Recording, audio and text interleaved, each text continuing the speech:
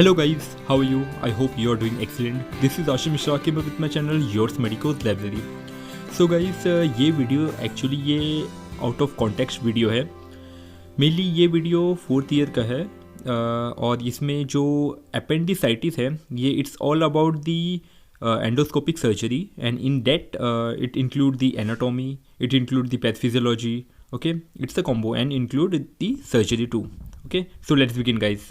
अब आते हैं इंट्रोडक्शन में. अगर हम देख लेते हैं कि अपेंडिसाइटिस जो अपेंडिक्स होता है मेनली वो कहाँ लोकेटेड होता है, क्या होता है ये एक तरीके का ब्लाइंड एंडेड मस्कुलर ट्यूब होता है जो पोस्टेरो मीडियल वॉल होता है सीकम का, वहाँ अटैच होता है. जैसे कि अगर आप मान सकते हैं ये पूरा सीकम है. ओके, तो ये जो होता है ये पोस्टेरो मीडियल वॉल होता है सीकम का, वहाँ ये अटैच होता है. आप देख सकते हैं नीचे और जाता है ये. ठीक है, तो ओवरऑल मिला के ये जो इलियोसिकल जंक्शन है उससे ये 2 सेंटीमीटर नीचे होता है. ठीक है, इलियोसिकल जंक्शन ये है और यहाँ अपेंडिक्स लोकेटेड होता है. तो ओके, तो ओवरऑल अपेंडिक्स कहाँ लोकेटेड होता है? It is located in the postero medial wall of the caecum about 2 centimetre below the ileocaecal junction. Okay, अब आते हैं इसके एनाटॉमी. अगर जैसे मैंने बताया था कि इसका लोकेशन तो क्लियर हो गया, अब आता है ये 2 सेंटीमीटर बिलो होता है. जैसे मैंने बताया था कि इलियोसिकल जंक्शन के 2 सेंटीमीटर बिलो होता है.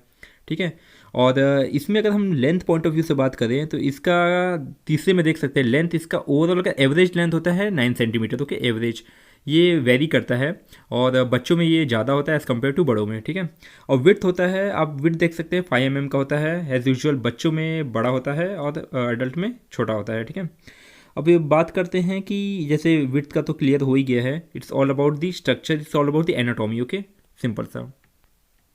अब आते हैं मैकबर्निस पॉइंट. ये एक बहुत इंपॉर्टेंट पॉइंट है जो हर डॉक्टर को या हर सर्जन को पता होना चाहिए. ये पॉइंट क्या होता है? ये पॉइंट आप देख सकते हैं, ये होता है एक्चुअल पॉइंट. और ये कहाँ से कहाँ लोकेटेड होता है? ये एक जंक्शन है किसके बीच का?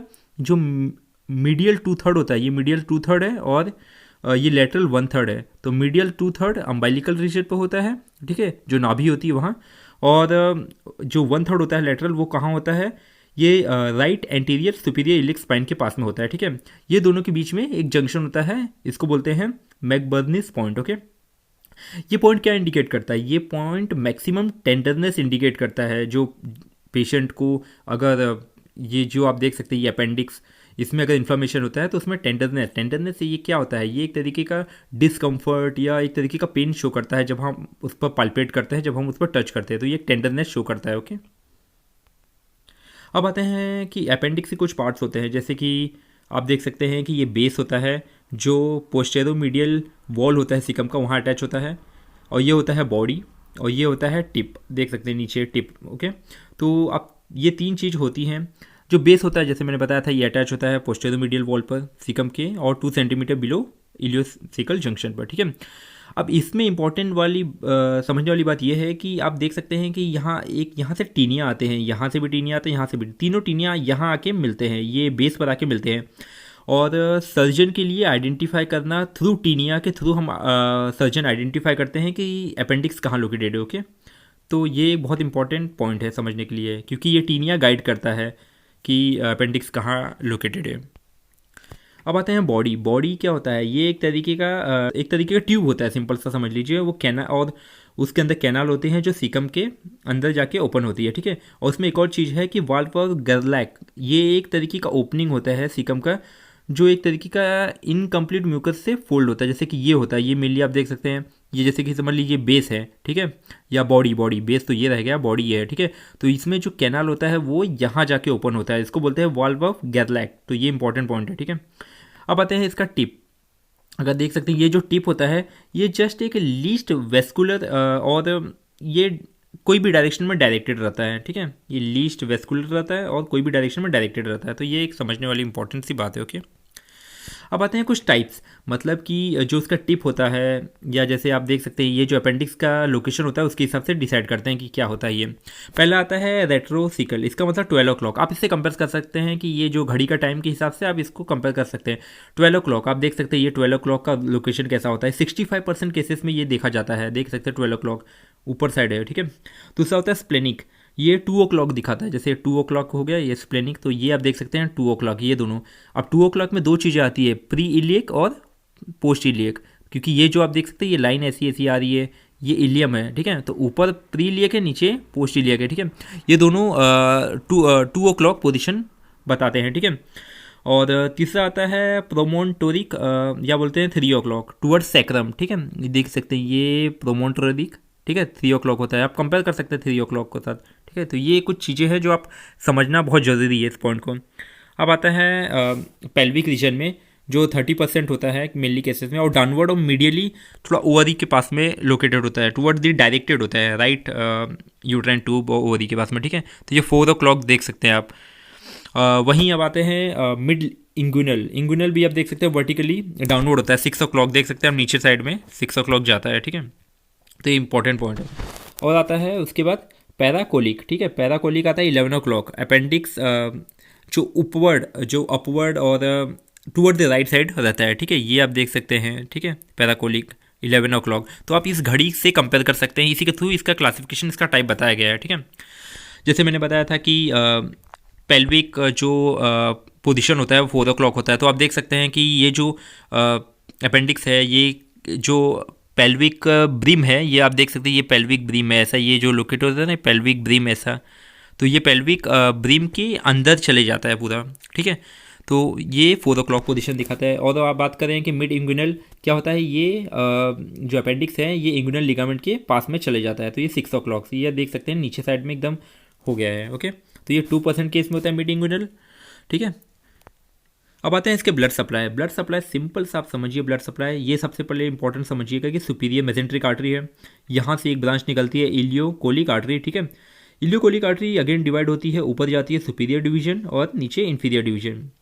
जो इन्फीरियर डिवीजन है इसके अंदर कुछ ब्रांचेस होते हैं। पहला होता है एंटीरियर सिकल आर्टरी, उसके बाद ये होता है पोस्टीरियर सिकल, एंड देन उसके बाद ये जो एक ब्रांच आती है उसको बोलते हैं एपेंडिकुलर आर्टरीज, ओके।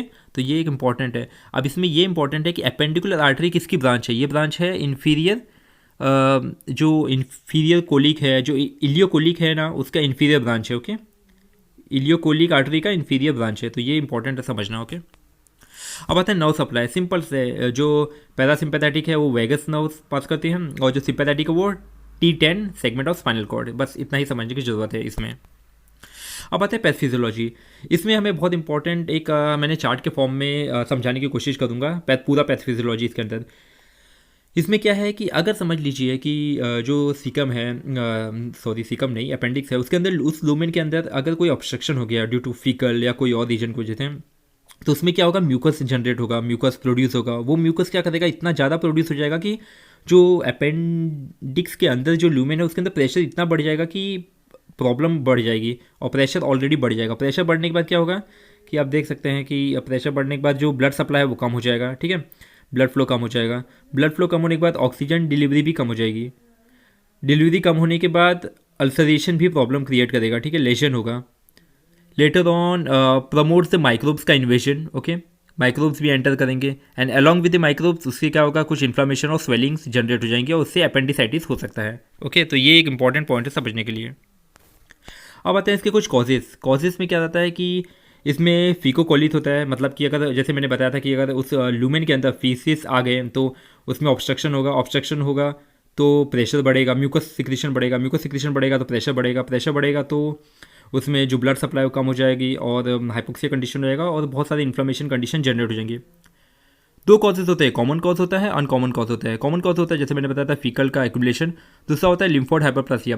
इसका मतलब ये होता है कि जो अपेंडिक्स होता है उसके अंदर बहुत सारी लिम्फोइड ऑर्गेन होते हैं, टिश्यू होती हैं, उसमें कोई इन्फ्लेमेशन आ जाना, उसमें हाइपरप्लासिया कंडीशन आ जाना, और पैरासाइट्स जनरेट हो जाता है, उसमें पैरासाइट्स के कारण ये प्रॉब्लम होती है।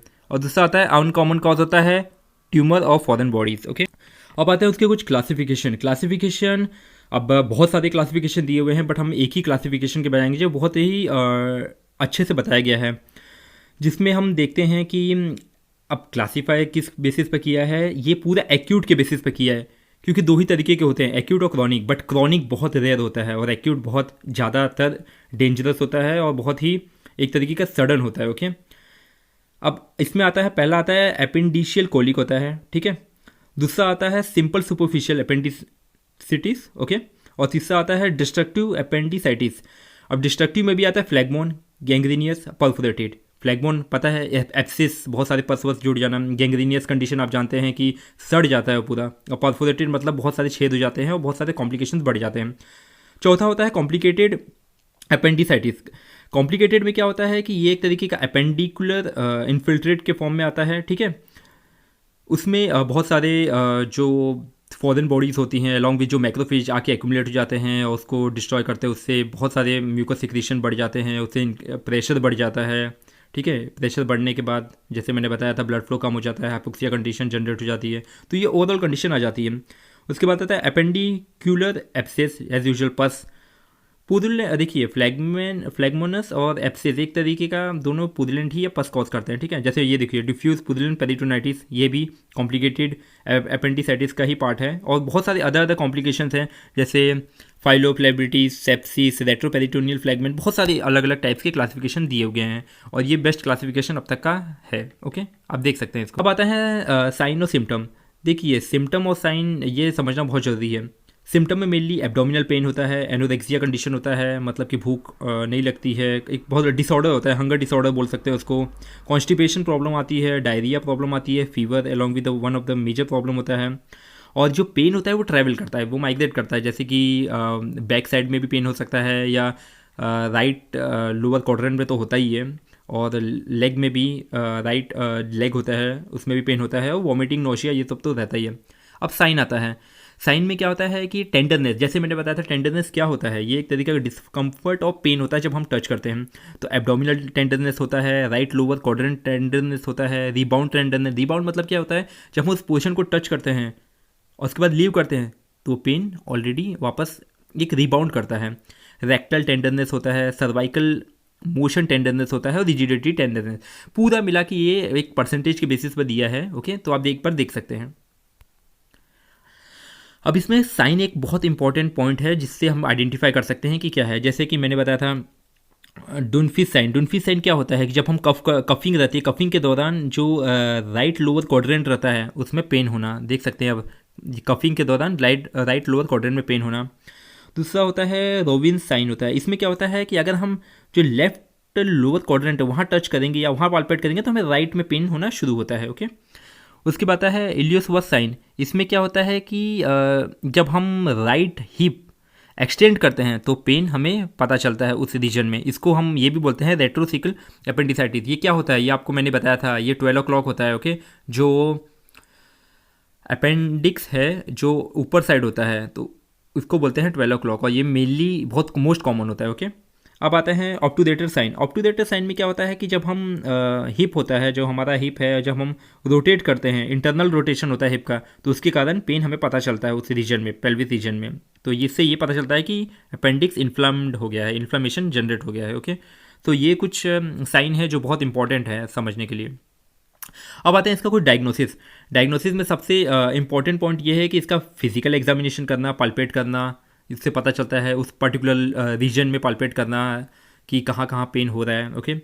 दूसरा होता है ब्लड टेस्ट करना। इसमें अगर ल्यूकोसाइट का नंबर बढ़ गया मतलब कि इन्फ्लामेशन हो गया, मतलब कि वो जो अपेंडिक्स है उसके अंदर इन्फ्लामेशन हो गया है, माइक्रोफेजेस आ गए हैं और उसके कारण ल्यूकोसाइट का लेवल बढ़ जाता है। यूरिन टेस्ट हम इसलिए करते हैं क्योंकि हमें इससे पता चलता है किडनी स्टोन तो नहीं है, उसके कारण तो ये प्रॉब्लम नहीं हो रही है। उसके बाद है इमेजिंग टेस्टिंग। इमेजिंग टेस्टिंग बहुत सारे टाइप के हो सकते हैं, ultrasound, CT scan, MRI, lots of thing, okay. तो ये डायग्नोसिस के कुछ मेथड्स हैं। और इसमें सबसे इंपॉर्टेंट एक और चीज़ आती है, एल्वेरेडो स्कोर आता है।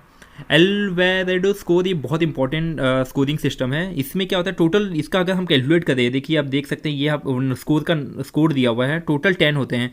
अगर मोर देन 9 आ गया तो ये हमें पता चलता है कि मोस्ट प्रोबेबल टाइप का ये है, मतलब कि मोस्ट प्रोबेबल है, मतलब कि अपेंडिसाइटिस कंफर्म हो गया अगर 9 स्कोर आ गया। अगर 5 to 6 है तो मे भी पॉसिबिलिटी हो सकती है, और 7 to 8 शायद हो सकता है, बट 9 आ गया या 9 से ज़्यादा आ गया तो इससे कंफर्म होता है। तो ये आप देख सकते हैं जो स्कोरिंग सिस्टम के थ्रू ये आइडेंटिफाई होता है, ओके। अब आता है different diagnosis, okay. Differential diagnosis का मतलब क्या होता है कि और कई रीज़न की वजह से तो पेन नहीं होता है। जैसे कि चिल्ड्रंस में क्या होता है, गैस्ट्रोएंटेराइटिस, मेजेंट्रिक एडिनाइटिस, लोबर निमोनिया, ये सब ये डिफरेंशियल डायग्नोसिस होते हैं, ओके। एडल्ट में भी बहुत सारी चीज़ें आती हैं जैसे regional enteritis, ureteric colic, perforated peptic ulcer, torsion of testis, pancreatitis, okay. अब तीसरा आता है अडल्ट में। अडल्ट फीमेल में क्या आता है, मेटल स्मग, ओके। देन इसका मतलब होता है कि एक तरीके का पेन होना जब ड्यूरिंग दी जब ओवुलेशन होता है, okay. And pelvic inflammatory disease, then pyelonephritis, then ectopic pregnancy, torsion of ovarian cyst and the endometriosis। तो ये endometriosis का मतलब क्या होता है कि जो एंडोमेट्रियम होता है वो फेलिपियन ट्यूब में भी बनता है और एक तरीके से वो ओवरी में भी बनता है, बहुत सारी अलग अलग जगह पर बनता है। उसके बाद जब पीरियड्स आते हैं तो वहाँ भी ब्लीडिंग चालू होती है, तो इसका मतलब ये होता है। अब आते हैं एल्डरली, ये जो एजेड रहते हैं उनके में रहता है डायबिटिकुलाइटिस होता है, cancer in colon, intestinal obstruction, mesenteric infection, torsion of the appendix epiploica, okay. तो ये सब डिफरेंट डायग्नोसिस, डिफरेंशियल डायग्नोसिस का मतलब होता है कि ये जितने भी डिजीजेस या जितने भी प्रॉब्लम्स ये हुए हैं, इससे उसका जो इंटेंसिटी है वो बढ़ जाती है और उसके थ्रू हो सकता है ये। अब आते हैं कुछ ट्रीटमेंट में सबसे इंपॉर्टेंट यही है कि अगर अपेंडिसाइटिस है, डायग्नोस हुआ है, तो सर्जरी से उसको निकाल दो।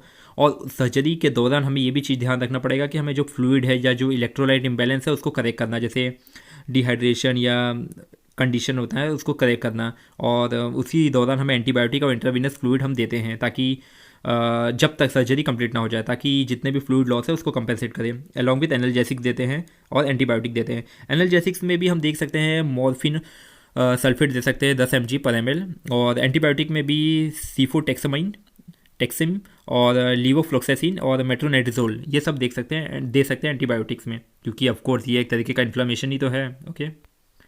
अब आता है सर्जिकल ट्रीटमेंट, जैसे मैंने बताया था एपेंडेक्टोमी, ओके। ये दो तरीके से हो सकता है, या फिर आप एक काम करिए कि आप एब्डोमिनल इंसिजन करके करिए, निकाल दीजिए अपेंडिक्स को, या फिर लेप्रोस्कोपी करिए। ये दो पॉसिबल ऑप्शन मिलते हैं हमें, ओके। जैसे मैंने बताया था कि लेप्रोस्कोपी में आप देख सकते हैं, लेप्रोस्कोपिक इंस्ट्रूमेंट आप यूज़ करके आप ये कर सकते हैं एपेंडेक्टोमी। और दूसरा होता है ओपन के थ्रू, ओके। ओपन एपेंडेक्टोमी आप कर सकते हैं इसके through, okay.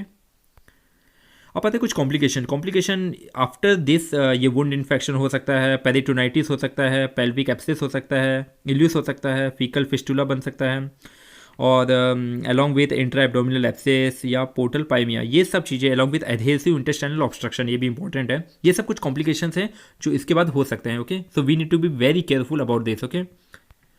So thank you so much guys for your attention, and if you get any benefit from this, so please hit the like button and subscribe my channel। और guys कोई भी doubt हो तो please मुझे comment में बताइएगा कि क्या प्रॉब्लम है, क्या डाउट है, ओके। या कोई कुछ इन्फॉर्मेशन और जानना है तो आप मैसेज कर सकते हैं, ओके। तो thank you so much guys.